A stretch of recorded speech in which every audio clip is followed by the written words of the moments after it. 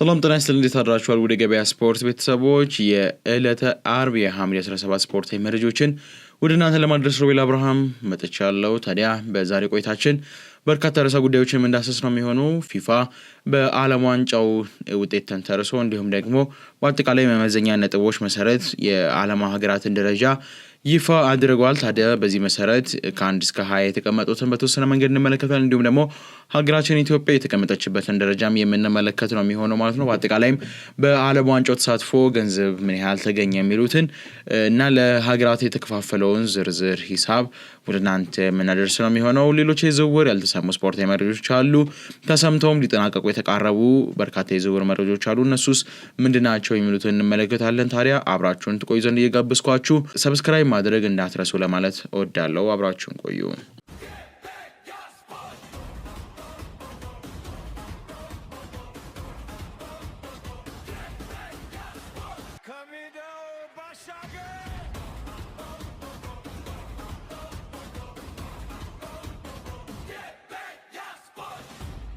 በቅድሚያ መመልከት የሚገባን ፊፋ አዲስ የፊፋ ራንክ አውጥቷል። ታዲያ በዚህ የሀገራት ደረጃ መሰረት ሀገረ ስፔን በቀዳሚነት ተቀምጣለች በ1995.98 ነጥብ በመያዝ በአጠቃላይ ከቀድሞ ደረጃ በማሻሻል ወደ አንደኛ ደረጃ መምጣት ትችላለች ማለት ነው። በአንጻሩ በ2022 ሻምፒዮና በዚህ ውድድር ዓመት ላይ ደግሞ የፍጻሜ ተፋላሚ የነበረችው አርጀንቲና በ1970.37 በአጠቃላይ ደረጃዋን ከአንደኛ ወደ ሁለተኛ ዝቅ እንዲል አድርጓል ማለት ነው። ፈረንሳይ ያው ተመሳሳይ የሆነበት ደረጃ ላይ ነው የተገኘችው። ሶስተኛ ደረጃ ላይ ነው፣ አልጨመረችም አልቀነሰችም። ነጥቧን ግን ወደ 1948.97 ማሳደግ የቻለችበት ሁኔታ ነበር የነበረው። እንግሊዝም እንዲሁ በተመሳሳይ ከ1922.83 በዛው በተመሳሳይ ነጥብ ልዩነትን ይኖር እንጂ በዛው በተመሳሳይ አራተኛ ደረጃ ላይ ነው መቀመጥ የቻለችው። ብራዚል አንድ ደረጃ በማሻሻል ወደ አምስተኛ ደረጃ ላይ መጥታለች። 804 ደግሞ ነጥቧ ነው። ሞሮኮ በ803 ወደ አንደኛ ደረጃ ማምጣት ትችላለች። የክርስቲያኖ ሮናልዶ ሀገር የሆነችው ፖርቹጋል ደግሞ በ777.852 ሁለት ደረጃዎችን ዝቅ በማለት 7 ደረጃ ላይ ተቀምጣለች ማለት ነው። ቤልጂየም ደረጃዋን ወደ አንድ ከፍ በማድረግ 8ኛ ደረጃ ላይ መጥታለች። ኔዘርላንድስ እንዲሁ አንድ ደረጃ በማሻሻል ወደ 9ኛ ደረጃ መጥታለች። ሜክሲኮም በዓለም ዋንጫው እጅግ ድንቅ ጊዜን ያሳለፉ ሀገራቶች ነበሩ። ታዲያ እነሱም እንደዚሁ 4 ደረጃዎችን በማሻሻል በ1754.30 አጠቃላይ ነጥብ ወደ 10ኛ ደረጃ መምጣት ችሏል ማለት ነው። ኮሎምቢያ፣ ጀርመን፣ ክሮሺያ፣ ስዊዘርላንድ እንዲሁም ደግሞ ጣሊያን፣ ዩናይትድ ስቴትስ፣ ጃፓን፣ ሴኔጋል፣ ኖርዌይ እና ኡራጋይ ተከታዩን ደረጃ መያዝ ችሏል። ታዲያ አሜሪካ ከቅርብ ጊዜ ወዲህ በሀገሪቱ ላይ ያሳየችው በሚገኘው እድገት እንዲሁም ደግሞ በዓለም ዋንጫ በነበራት አስደናቂ ብቃት በ1690.33 ድምፅ አንድ ደረጃ በማሻሻል ወደ 16ኛ ደረጃ ላይ መቀመጥ ትችላለች ማለት ነው። የኢትዮጵያ ብሔራዊ ቡድንም ዋሊያዎቹ ከ2026 የዓለም ዋንጫ መጠናቀቅ በኋላ ይፋ በሆነው አዲስ የፊፋ ሀገራት ደረጃ መሰረት 143ኛ ደረጃ ላይ ተቀምጠዋል። በአህጉር አፍሪካ ደረጃ ደግሞ በ44ኛ ደረጃ ላይ መቀመጥ ትችላለች ማለት ነው። ዋሊያዎቹ በ2026 የዓለም ዋንጫ ማጣሪያና በሰንጠረዡ ላይ ያደረጓቸው የቅርብ ጊዜ ጨዋታዎችን ተከትሎ አሁን ላይ በዚህ ደረጃ ላይ እንደምትገኝ ተገለጸው። አጠቃላይ ነጥቧ ደግሞ 1058.82 ሆኖ የተመዘገበው ማለት ነው። ሌላኛው ደግሞ በዓለም ዋንጫው አሸናፊ የነበሩት እንዲሁም ደግሞ እስከ ደረጃ ከጥሎ ማለፍ ጀምሮ የነበሩ ሀገራቶች ምን ያህል ገቢ ያገኙት የሚለውን ዝርዝር ይፋ ሆኗል።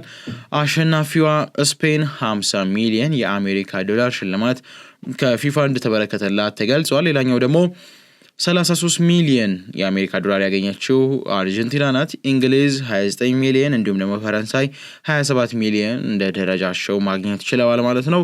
ሩብ ፍጻሜ የደረሱ እያንዳንዳቸው ሀገራቶች ደግሞ 19 ሚሊዮን እንደተበረከተላቸውም ተገልጿል። የጥሎ ማለፍ የ16ኛው ዙር ጌም ላይ ወይም ደግሞ ራውንድ ላይ ደግሞ እያንዳንዳቸው 15 ሚሊዮን ፓውንድ ሰጥቷቸዋል። የጥሎ ማለፍ የ32ኛ ደረጃ ላይ የደረሱ ሀገራቶች ደግሞ እያንዳንዱ 11 ሚሊዮን የተበረከተላቸው ሲሆን የእያንዳንዱ የግሩፕ ስቴጅ ላይ የነበሩት ወይም ደግሞ ከግሩፕ ስቴጅ የተሰናበቱ ሀገራቶች 9 ሚሊዮን ዶላር ይዘው ወደ ሀገራቸው ተመልሷል ማለት ነው። ከፊፋ ጋር የተገናኙ የሀገራት ደረጃና ሂሳብን በተመለከተ የወጡት ዝርዝር መረጃዎች እነዚህን ይመስላሉ።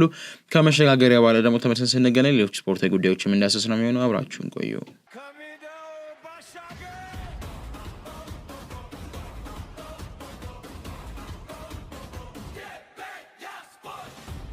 ተመልሰናል። አሁን ደግሞ ወዚሁ አርጀንቲና ብሔራዊ ቡድን ላይ እንቆያለን። በብዙ እየታሙ የሚገኙት አርጀንቲናና ፊፋ አሁን ላይ ደግሞ ስለመለያየታቸው በስፋት እየወጣ ነው የሚገኘው። ትናንትና በሙሉ ፕሮግራማችን ማለት በምንችልበት ደረጃ በጠዋቱም በከሰዓት ትንታኔም ደግሞ በአመሻሽ መሰናዶአችን ላይ ወደ እናንተ ይዘን በቀረብናቸው ፕሮግራሞች ላይ ከእናንተም ብዙ አስተያየቶች ሲሰጡ ነበር። ይሄ የግል ፍላጎት ሳይሆን በሶሻል ሚዲያ እየተንቀሳቀሱ የሚገኙት ዝርዝር መረጃዎች ናቸው። በበርካታም ታላላቅ ሚዲያዎች በማርካን ጨምሮ እነ ዲያሮ አስን እንዲሁም ደግሞ ሌሎች የአርጀንቲናን እነ ፔስትክራን ጨምሮ ሌሎች ታላላቅ ስፖርታዊ ሚዲያዎች እያጋሩት የሚገኘው መረጃ ነው። ስፖርት ባይብልም በገጹ ላይ ይህንን ያስነበበበት አጋጣሚ ነበር የነበረውና እሱ ነበር እናንተ ደረስላችሁ።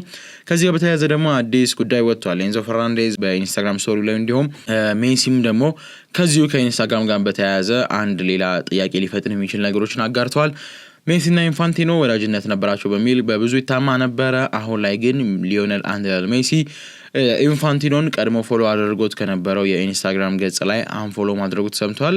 ይህም ደግሞ በብዙዎች ዘንድ እውነትን መለያየቱ አለ ወይ የሚለውን ጥያቄ እንደ አዲስ ያገረሸበትና የመወያያ በሩን ይበልጥ ያሰፋበት አጋጣሚ ተፈጥሯል። ሌላኛው ደግሞ የኤንዞ ፈርናንዴዝ በጊዜ ሂደት ሁሉንም ነገር ልክ እንደነበረ ምንስ እንደነበረ ትረዳላችሁ ብሎ በኢንስታግራም ስቶሪ ማድረጉ ከክለቡ ጋር የተገናኘ እንዳልሆነ ወይም ደግሞ ወቅቱ የዓለም ዋንጫ ጋር እንደሆነ ግልጽ ነውና በዚህ ጉዳይ ሌሎችም ሌላ አጀንዳ እየሰጡት ነው የሚገኘው ማለት ነው።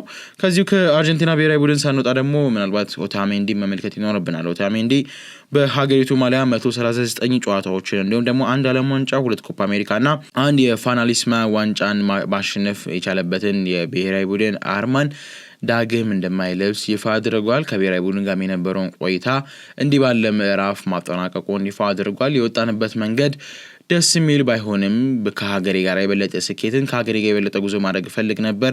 ለአሁኑ ግን የዚህ ጉዞ ምዕራፍ ይብቃኝ ሲል ኦታሜንዲ በይፋ ከብሔራዊ ቡድን ጋር መለያየቱን አስታውቋል ማለት ነው። የደመጣችሁት የሚገኘው የአርብ የገበያ ስፖርታዊ መረጃዎችን ነው። አሁን ደግሞ ወደ ዝውውር መረጃዎቻችን የምናመራ ነው የሚሆነው ማለት ነው። በርካታ የዝውውር ወሬዎች እንደ አዲስ ሩመርነታቸው የበለጠ የተጠናከረ ወደ መጨረሻቸው የተቃረበ ይመስላል። በዋነኝነት ደረጃ መመልከት የሚኖርብናል ብዬ ማስበው የተፈጸሙ ዝውውሮችን እንመልከት። ዞሊስ አርሰናል በይፋ ፊርማውን አኑሯል። በሻምፒዮኖቹ ቤትም በ17 ቁጥር መለያ እንደሚጫወት ተገልጿል ማለት ነው። ከፈረመም በኋላ ዞሊስ በአጠቃላይ ለቡድኑ ፊርማውን በማኖሩ መድፈኛም በመሆኑ እንደሚኮራ ገልጾ ከቡድኑ ጋር ለአዲስ ስኬቶች ትግል ውስጥ እንደሚገባም ይፋ አድርጓል። ከልጅነት ጀምሮ ህልሙ እንደነበረ የገለጸው ይህ ክለብ ዛሬ ላይ እሱ ይህንን ማሊያ ለብሶ በመጫወቱ በሜዳ ላይ ያለውን ነገር ሁሉ ሳይሰስት እንደሚሰጥ ጭምር ይፋ ማድረግ ችሏል ማለት ነው በንግግሩ። ሌላኛው ደግሞ ኤሊዮት አንደርሰን ነው። ኤሊዮት አንደርሰን ማንቸስተር ሲቲን ተቀላቅሏል። ታዲያ ኤሊዮት አንደርሰን ማንቸስተር ሲቲን ከተቀላቀለ በኋላም ልክ እንደ ዞሊስ ሁሉ መግለጫዎችን ሰጥቷል። በማንቸስተር ከተማ ውስጥ የማውቀው አንድ ንጉስ ነው፣ እሱ ማንቸስተር ሲቲ ነው። እኔ ተወልጄ ካደግኩ ጀምሮና እግር ኳስን የበለጠ ጥንቃቄ መረዳት ከጀመርኩ ጀምሮ ስኬታማ ሲሆን በአይኔ ያየሁት ያደግኩት ማንቸስተር ሲቲ ነው፣ ማንቸስተር ዩናይትድን አይደለም። ስለዚህ የማንቸስተር ንጉስ በእኔ እይታ ማንቸስተር ሲቲ ነው። ይህንን ክለብ በመቀላቀሌም እኮራለሁ። በዚህ ቡድን ውስጥ የሚኖረኝ ሚና የበለጠ የተለየ እንደሚሆን ተስፋ አደርጋለሁ። በዋንጫ የተሞላ ስኬትን ለማሳለፍ ትክክለኛ ምርጫ እንዳደረግኩ ይሰማኛል ሲል ነው ያሳወቀው ማለት ነው። በሁለት ተጫዋቾች ፊርማ በቡድኑ ከሚሰጡት ግልጋሎት አንፃር እንዴት ተመለከቱታላችሁ? ሀሳቡና አስተያየቱን ለእናንተ ተወኩላችሁ። ሌላኛው መመልከት የሚኖርብን ደግሞ ወደ ቼልሲ ቤት እናመራለን። ቼልሲ በቀጣይ የሚያስፈርመው ፈራሚ ላክሮዋ ሊሆን እንደሚችል አሁን ላይ በዝርዝር ዘገባዎች እየወጡ ይገኛሉ። ከተጫዋቾቹ ጋር ከስምምነት የደረሰ ሲሆን ከክሪስታል ፓላስ ጋራም ድርድሩ ከፍተኛ ደረጃ ላይ መድረሱ ምናልባትም አመሻሽ ላይ ይህንን መረጃ ተጠናቋል ብለን ልንመለስ የምንችልበት እድል እንደሚኖር ግልጽ ነው ማለት ነው። ሌላኛው ደግሞ አርሰናል ከቡርኖ ጉማሬሽ ጋር የተያያዘው ዝርዝር መረጃ በስፋት ልክ እንደ ላክሮዋ ሁሉ እየተጠናከረ መጥቷል። ይህም ደግሞ በዋነኝነት ደረጃ አርሰናል አዲስ ሊያቀርበው የተዘጋጀው ይፋ የዝውውር ጥያቄ ነው። አርሰናል ለኒውካስትል የመጨረሻ ያለውን 70 ሚሊዮን ፓውንድ ለማቅረብ ስለመዘጋጀቱ ነው የተሰማው ማለት ነው። ታዲያ አርሰናል ይህንን ጥያቄ አቅርቦ ውድቅ ከተደረገበት በዛ ገንዘብ ሌላ ተጫዋቾችን ለማስፈረም እንደሚሄድ ይልቁኑ ወደ ኒውካስትል እንደማይመለስ ነው ይፋ ያደረገው ማለት ነው። በአንጻሩ ደግሞ በኒውካስትል ያሉ ሰዎች የአቅርብን አርሰናል ጥያቄው ተቀባይነት እንደማያገኝ ግምታቸውን እያስቀመጡ ነው የሚገኙት። በተለይ የቅርብ ምንጮች የሆኑት እንደነ ክሬግ ሆፕ ጨምሮ ያነሱት እንደሚገኘው መረጃ አርሰናል ድከም ቢለው ነው እንጂ 70 ሚሊዮን የሚያቀርበው በኒውካስትል ጥያቄ በእርግጠኝነት ውድቅ ይደረጋል ሲል አንስቷል። ምናልባት አርሰናል የመጨረሻ ያለው ዝውውር ተቀባይነት የማያገኝ ከሆነ ተጫዋቹ በዛው በኒውካስትል ቤት መቆየት ይፈልጋል። ተጫዋቹ ግን ለክለቡን ያሳወቀው ከሆነ በሻምፒዮንስ ሊግ መጫወት እንደሚፈልግ እንዲሁም ደግሞ ለፕሪሚየር ሊግ ሻምፒዮንነት ከቡድኑ ጋራ መታገል እንደሚፈልግ በግልጽ አሳውቋል። ይሁን እንጂ መውጣት የፈለገው ደግሞ ከደጋፊዎች ጋራ አልሆነ የሆነ ሰጣ ገባ ውስጥ ወይም ደግሞ ከአመራሮቹ ጋራ በኒውካስትል ቤት የነበረውን ድንቅ ቁጥሮች የሚሽር ሆኖ ሳይሆን ህጋዊ አግባብ በሆነ መንገድ ነው መውጣት የፈለገው ማለት ነው። ከዚሁ ከአርሰናል ቤት ሳንወጣ አርሰናል ሌላኛው በግራ መስመር ላይ ከዞሊስ በተጨማሪ ምናልባት ማርቲኔሊን የሚለቅ ከሆነ ዲያሜንዴን የግሉ ለማድረግ እስከ 100 ሚሊዮን ዩሮ ለመክፈል ዝግጁ መሆኑ ተገልጿል። ታዲያ ቢልድ በዘገባው እንዳስነበበው ከሆነ የተጫዋቹ ምርጫ ምንም እንኳን ፒኤስጂ ይሁን እንጂ አርሰናል አሁን ላይ ስለ ተጫዋቹ ዝርዝር ሁኔታ መመርመር ስለመጀመሩ ተገልጿል። ሃሪ ኬን ከባየር ሙኒክ ጋራ አዲስ ውል ይፈራረም እንደሆነም ተሰምቷል። ንግግሮችን በቅርቡ ይቀጥላሉ። ባርሴሎናም ከጥቂት ሳምንታት በፊት እሱን ስለማስፈረም ጥያቄ አቅርበው ነበር። ነገር ግን መልሱ አሁን ለሽያጭ አይቀርብም የሚል ነበር። የዚህም የመረጃ ምንጫችን ቢልድ ነው። ሌላኛው ምናልባት ማንሳት የሚገባውን ወሳኝ ነገር ማንቸስተር ዩናይትድን ይመለከታል። ማንቸስተር ዩናይትድ በነገራችን ላይ ዛሬ ምሽት 1 ሰዓት ላይ ከሮዘንበርግ ጋር በኖርዌይ ሜዳር የአቋም መለኪያ ጨዋታውን ያከናውናል። ምናልባት የመሃል ሜዳ ክፍተቱንም ይበልጥ ሊያጠናክር የሚችልባቸው መንገዶች ደግሞ በተመለከተ ስለዝውውሩ እናንሳ በተወሰነ መንገድ ኒውካስትል ከሁለቱም አጠቃላይ የቦታፎጎን አማካኝ ዳኒሎ ላይ ፍላጎት አሳይቷል። ከዚህ ቀደም በኖቲንግሃም ፎረስት ቤት የምናውቀው የተጫዋች ወደ ብራዚል ቦታፎጎ በ20 ሚሊዮን ፓውንድ የዝውውር ገበያ ማምራቱ ይታወቃል። አሁን ላይ ፓልሜራስ ተጫዋቹን ለማስፈረም 23 ሚሊዮን ፓውንድ ቢያቀርብም የተጫዋቹ ክለብ ቦታፎጎ ግን ከ28 እስከ 30 ሚሊዮን የሚያቀርብለት ክለብ ለመልቀቅ ፈቃደኛ ስለመሆኑ ተነግሯል። ታዲያ ማንቸስተር ዩናይትድ እና ኒውካስትል ደግሞ ከእንግሊዝ ምድር የተጫዋቹ ፈላጊ ሆነው የቀረቡ ሆነዋል ማለት ነው። በመጨረሻ መመልከት የሚኖርብን የጣሊያን ብሔራዊ ቡድን ቀጣይ ኃላፊነት ተረካቢን ነው። የጣሊያን ብሔራዊ ቡድን አሰልጣኝ ለመሆን ፔፕ ጋርዲዮላ ንግግር እንዳደረገ ገልጸንላችሁ ነበረ ከዚህ ቀደም በነበሩት የማለዳ ፕሮግራማችን ላይ። ታዲያ አሁን ላይ የክለቡ ዳይሬክተር የሆነው ፓውሎ ማልዲኒ እንዳነሳው ከሆነ ቀድሞ ካርሎ አንቸሎቲን ለማስፈረም ይፋዊ ጥያቄ አቅርቦ ነበር። ታዲያ ይህም ጥያቄ በአንቸሎቲ ውድቅ ተደርጓል። ከብራዚል ብሔራዊ ቡድን ጋር ለመቆየት ፍላጎት እንዳለውም ነበር የተገለጸው። ይህንን ተከትሎ ፔፕ ጋርዲዮላን እንደ መጨረሻ አማራጭ ለማድረግ ይሁን እንጂ ግን እንደማይቸኩሉም አብሮ ያነሳበት አጋጣሚ ነበር የነበረው። ምናልባት ኩክሬያ የተናገረው ንግግር ደግሞ የብዙዎችን አንጀት የበላ ሆኖ ስላገኘሁት ምናልባት ወደ እናንተ መለሼ ላድርስላችሁ። ማርክ ኩክሬያ በብዙ ዘንድ ያልተጠበቀ ነገሮችን አድርጓል። ብዙዎቻችን ከጸጉሩ ጋር በተያያዘ እንደ ፋሽን ወይም ደግሞ እንደ ግል ስታይል ነበር ስንመለከተው የነበር። ይሁን እንጂ ታሪኩ ሌላ እንደሆነ ገልጿል። ማርክ ኩክሬያ እንደተናገረው ከሆነ ከቼልሲ ቤት ብዙ ጊዜ ስለመውጣት ባስብም የሚያሳስበኝ የነበረው ትልቁ ጉዳይ ግን የልጄ ፍላጎት ነበረ ብሏል። ማሪዮ የተሰኘው ልጄ በኦቲዝም በሽታ የተጠቃ ልጅ ነው። ታዲያ ብዙዎች ይህን ሚስጥር አያውቁትም። በአይኑም ላይ ሆነ በሰውነቱ ላይ አይታወቅም። ከኦቲዝም ተጠቂነቱ በላይ ደግሞ ምንም አይነት ንግግሮችን ከአፉ ላይ ማውጣት አይችልም። ንግግሮችን መናገር ስለማይችል የልጄን ፍላጎት ሊረዳልኝ የሚችል ትምህርት ቤት በዚሁ ለለንደን ስላገኘሁኝ ከዚህ መውጣትን እፈራ ነበር። የትኛውም ክለብ የዝውውር ጥያቄ ቢጠይቀኝም ከዚህ ክለብ ላለመውጣት በራሴ ወስን ነበረ። ታዲያ አሁን ላይ ግን በስፓኒሽ በሪያል ማድሪድ በሚኖረኝ ቆይታ ይህንን ነገር በደንብ አጥርቼ የሪያል ማድሪድን ጥያቄ ቀበል ያስቀድሞ እያንዳንዱን ዝርዝር ሁኔታዎችን በዛ አጥንቼ ለልጄ ተስማሚ ቦታ አለ ወይ የሚለውን አይቼን የወሰንኩት ብሏል። ታዲያ ስለ ጸጉሩን በተያያዘ ባነሳው ሐሳብ ልጄ በሜዳ ውስጥ እኔን የሚለየው አባቱ መሆኔን የሚለየው በጸጉሬ ብቻ ነው።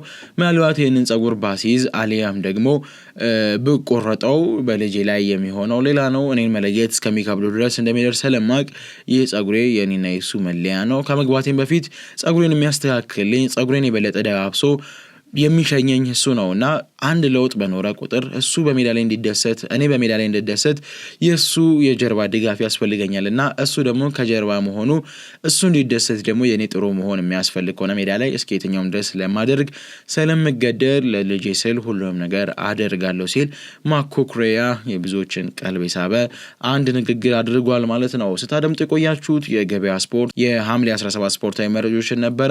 አብራችሁን ስለነበራችሁ ከልብ እናመሰግናለን። ሮቤል አብርሃም ወደ እናንተ ፕሮግራሙን አቀረብኩላችሁ። በአመሻሽ ፕሮግራማችን ላይ ዳግም ከኔ ጋር እንመለሳለን። መልካም ቀን።